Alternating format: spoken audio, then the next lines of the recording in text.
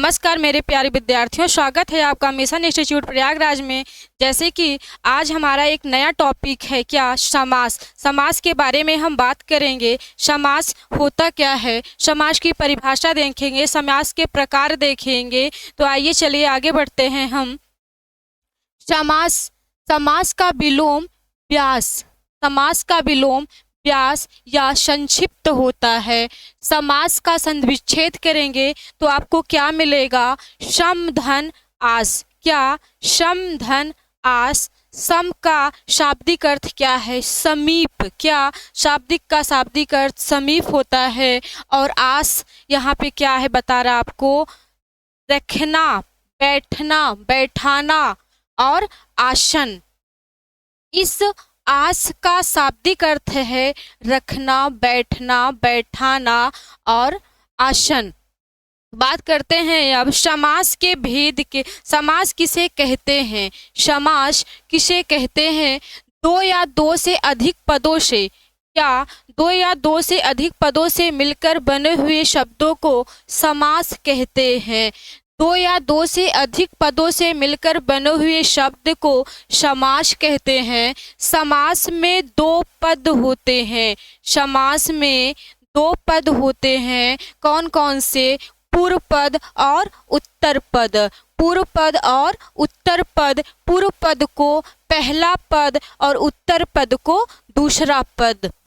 हमने आपको बताया कि समास में दो पद होते हैं। कौन कौन से, पहला पद और दूसरा पद। पहले पद को पूर्व पद और दूसरे पद को उत्तर पद। तो जब बात कर रहे थे हम संधि की, तो संधि में हमने पढ़ा था क्या, दो या दो से अधिक वर्णों के मेल से बनने वाला जो नया शब्द होता है उसे हम संधि कहते हैं।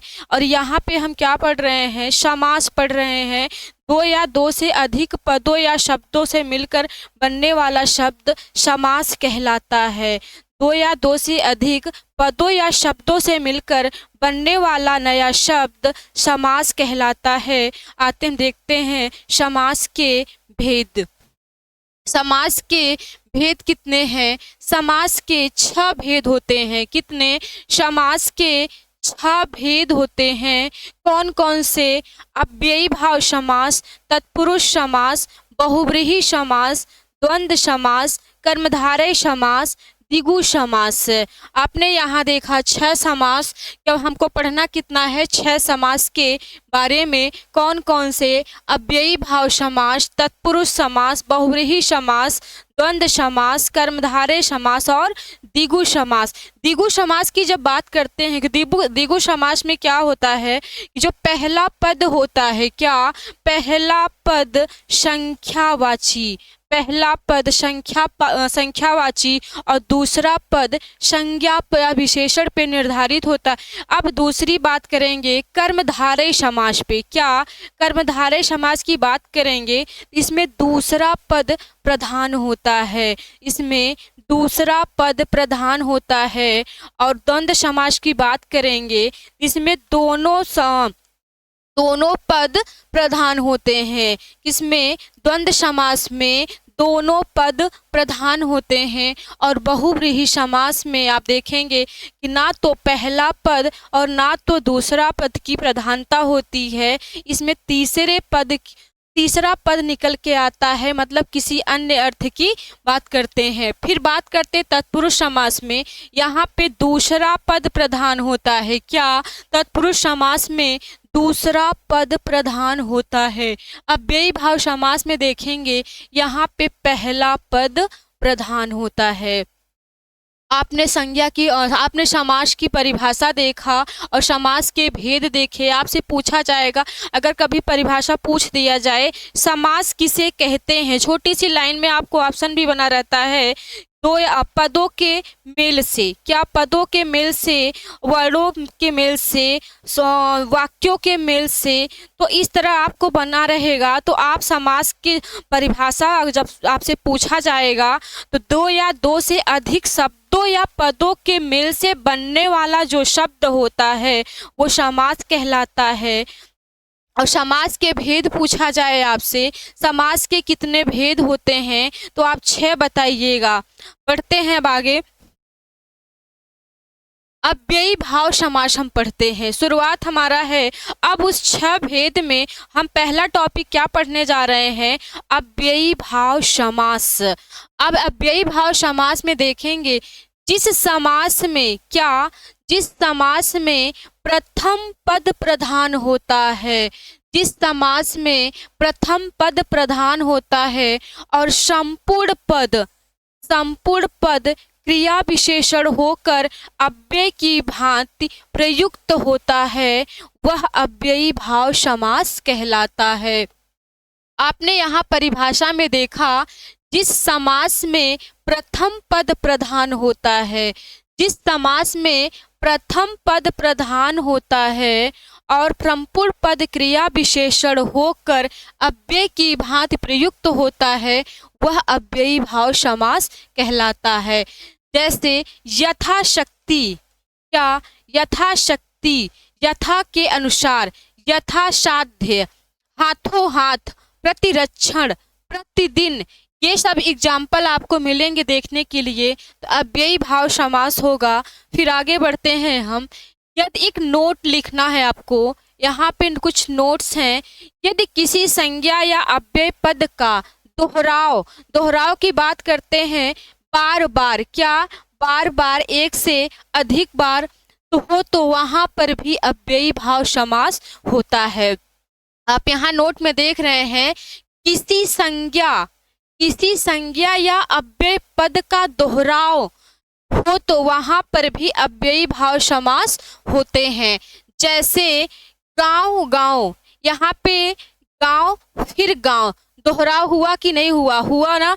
तो कानो कान, पल पल, दिनों दिन, द्वार द्वार, धीरे धीरे, यहाँ पे एक ही शब्द जो है, एक ही पद जो है, वो बार मतलब अगेन, मतलब फिर से दोहराव हो जा रहा है। कहते हैं ना कि फिर से बोलो, जैसे दोहराव कीजिए। अब एक गुड मॉर्निंग, अब यहाँ पे गुड मॉर्निंग लगातार हमारे बोलने से दोहराव हो रहा है, तो यहाँ पे कौन सा समास बना? अव्ययी भाव समास बना। फिर उसके बाद बात करते हैं दूसरे नोट के बारे में। क्या? दूसरे नोट के बारे में, जहां पर संख्या में एक कम वाला पद है, जिसमें किसी संख्या में एक कम पद वाला रहेगा, तो वहां पर अव्ययी भाव समास होता है। आपको यहाँ संख्या में एक कम वाला पद, अब जैसे गिनती गिनेंगे आप, 1 2 3 4 5 6 7 8 9 10 11 12 13 14 15 16 17 18। अब यहाँ तक तो हमें कम करने की आवश्यकता नहीं, और ना तो बोला जा सकता है कम, और ना तो उसमें महसूस भी किया जा रहा है कि कोई कम है, क्योंकि संख्या जब 1 से आप 0 से जब आप स्टार्ट करेंगे तो उसके साथ में किसी की संगत नहीं होती है। 1 से 0 से लेकर 9 तक जाएंगे तो कोई किसी के साथ वहाँ नहीं बैठ रहा है। फिर जैसे ही आप 10 करेंगे, 0 उसके साथ में आ गया, फिर 11 बोलेंगे। अब 11 में बोलते समय आपको वहाँ, जैसे आप 11 बोले, 12 13 14 15, अब वहां पे नहीं लग रहा है ना किसी संख्या का कोई कमी है। 17 18 तक भी गए, आपको वहां पे संख्या तो जुड़ा है, संख्या वहां पे जुड़ा है और वहां पे बराबर 18 बता भी रहा है। आप उसको इकाई दहाई के जैसे बता सकते, लेकिन क्या है कि अगर 19 आता है, 19 आता है, तो 19 आता है, जैसे ही 19 आता है, 19 20, हमें ये मालूम होता है 19 है, क्या? 19 है। इस 19 में एक हम जोड़ देंगे, एक हमारे जोड़ने से क्या मिलेगा?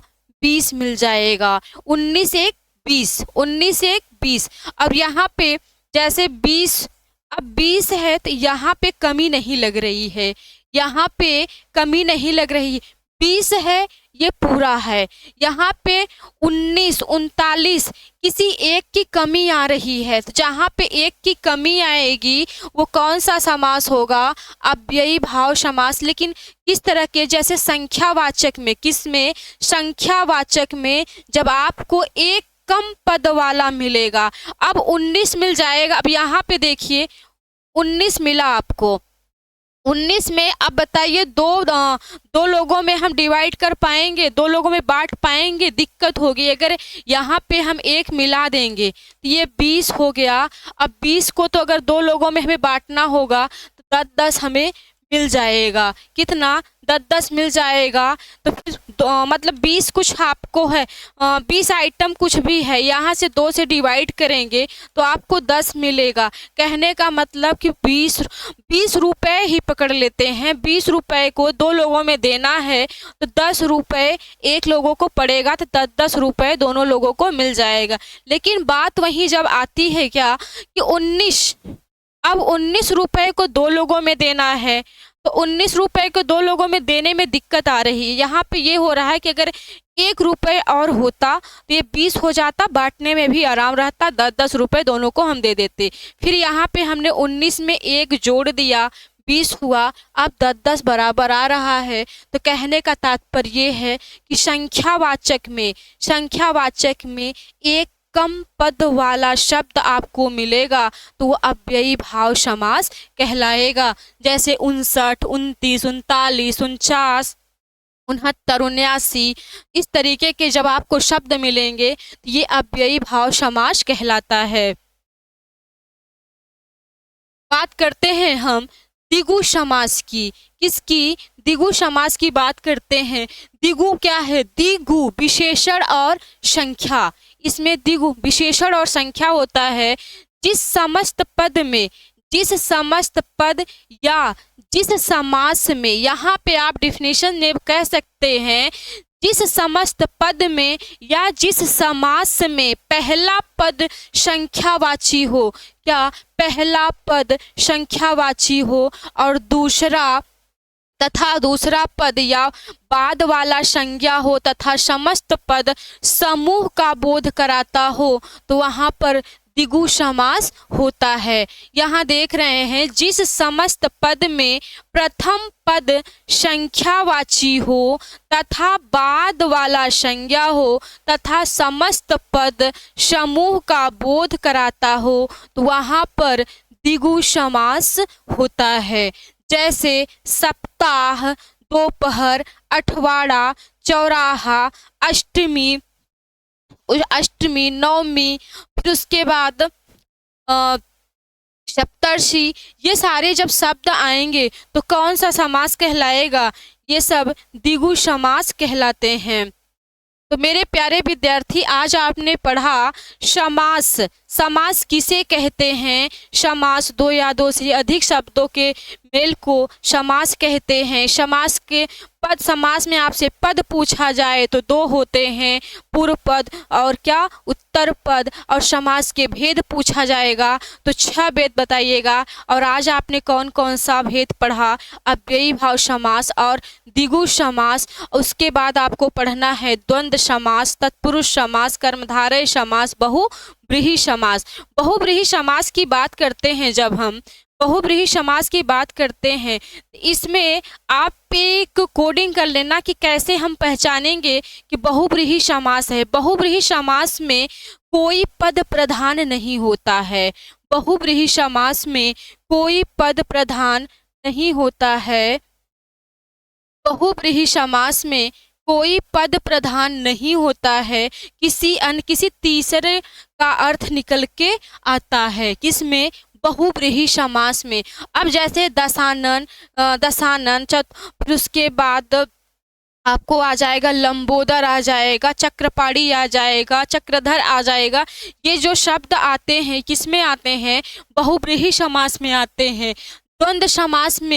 द्वंद्व समास में भी कुछ ऐसा होता है कि आपको अव्यय वाले अव्ययी भाव समास और द्वंद्व समास में कभी कभी आपको कंफ्यूजन देखने को मिल जाता है। और कर्मधारय समास की बात करते हैं तो इसमें दूसरा पद प्रधान होता है। क्या? दूसरा पद प्रधान होता है। इसके भी कुछ उदाहरण हैं। क्या? इसके भी कुछ उदाहरण है जो आपके बहुव्रीहि समास से मतलब मिलते जुलते रहते हैं। जब हमको एग्जाम में ऑप्शन मिलता है, सपोज बहुव्रीहि मतलब सपोज दे दिया है आपको बहुव्रीहि समास और कर्मधारय समास ऑप्शन में दे दिया। अब उसमें आपको एग्जाम्पल दे दिया, चरण कमल दे दिया, फिर उसके बाद नीलकंठ नीलकमल दे दिया, फिर समझ में नहीं आता यहाँ पे बहुव्रीहि लगाएं कि कर्मधारय लगाएं। तो आपको ध्यान देना होगा सेंटेंस की, मतलब उस शब्द के अनुसार जहाँ पे कर्मधारय समास में उपमेय और उपमान का योग हो। क्या? जहाँ पे कर्मधारय समास में उपमेय और उपमान का योग होगा वो कौन सा समास कहलाएगा? कर्मधारय समास कहलाएगा। फिर बात करते हैं तत्पुरुष समास में। तत्पुरुष समास की बात करते हैं, इसमें दूसरा पद प्रधान होता है, इसमें दूसरा पद प्रधान होता है। राजपुत्र, आप एक सुनते होंगे ये शब्द राजपुत्र। तो राजपुत्र, ये जो राजपुत्र दूसरा शब्द मिल रहा है वो प्रधान हो रहा है। राजा का पुत्र, देशभक्ति, देशभक्ति, देश के लिए भक्ति। फिर उसके बाद पूजा घर, पूजा के लिए घर। तो तत्पुरुष समास के प्रकार भी हैं, तो हम विस्तृत रूप से नेक्स्ट क्लास में पढ़ते हैं। आज के लिए बस इतना ही। धन्यवाद, नमस्कार।